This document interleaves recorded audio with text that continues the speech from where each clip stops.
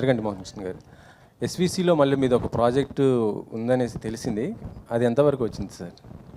అది ఇందాకేదో ఒక రీల్ చూసాం కదా, హ్యాపెన్ అనేది. అది చాలా కాలంగా చర్చ జరుగుతుందండి. గేమ్ చేంజర్ టైంలో రాజుగారు నన్ను కొంత మీరు బయట వేరే సినిమా చేసుకురండి, కొంచెం నాకు టైం పట్టేలా ఉందన్న వల్ల ఆగింది అది. ప్రస్తుతం నేను దాని గురించి ఎక్కువ మాట్లాడలేను, కానీ ఈ మధ్య సీరియస్ కదలికలు ప్రారంభమయ్యాయని నాకు ఎందుకు అనిపిస్తుంది.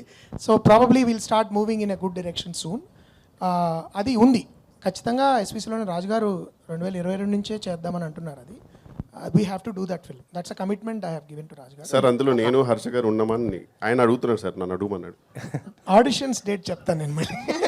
అంటే అది సార్ ఆ ప్రాజెక్ట్ అది ప్రభాస్ గారి కోసం చేస్తుంది అనేసి అన్న జట నా వరకు అవి పుకార్లేనండి. దెర్ ఇస్ నోట్, అంటే నిజమైతే నాకు తెలిసేది అలాంటివి ఏం లేవు.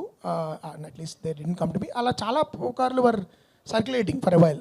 సో అవి కాదు. బట్ ఆఫీషియల్లీ ఏంటి మేము ఎలా చేయబోతున్నాం అనేది it will take some time. అయిన తర్వాత I would like to myself announce it, because అది నా డ్రీమ్ ప్రాజెక్ట్. అది అంటే కొన్ని లైఫ్ ప్రాజెక్ట్స్ అని ఉంటాయి కదా, ఈ తర్వాత ఇంకా మనం విరమించుకోవచ్చు, కళామ తల్లికి చేసిన సేవ అయిపోయింది అలాంటి సినిమాలు. అది do or die kind of film. అంటే మొత్తం ప్రాణశక్తి, జీవశక్తి, ఆత్మశక్తిలు అన్నీ పెట్టి చేయాల్సిన సినిమాలు కొన్ని ఉంటాయి మన జీవితంలో, అలాంటి సినిమా అది. సో అది జరగాలి నేను మనస్ఫూర్తిగా కోరుకుంటున్నాను. జరిగినప్పుడు I'd love to come out. And అంటే మీరే డైరెక్టరా లేకపోతే స్టోరీ వరకు ఇస్తున్నారు? కాదండి, నేనే దర్శకత్వం చేసే పరిపూర్ణమైన ఉద్దేశంతోనే. ఎందుకంటే ఆ కథ నేను రాయడం అలా రాయడం జరిగింది.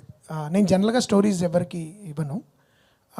ఈ స్టోరీ కూడా నేను I want to direct it my self, because నేను తీసినట్టు ఆ సినిమా ఎవరు తీయలేరు.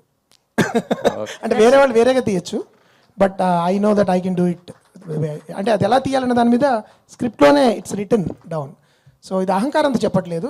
ఆ ప్యాషన్, నాకు ఆ స్క్రిప్ట్ పట్ల నాకున్న అనుబంధం అలాంటిది, అందుకని చెప్తున్నాను.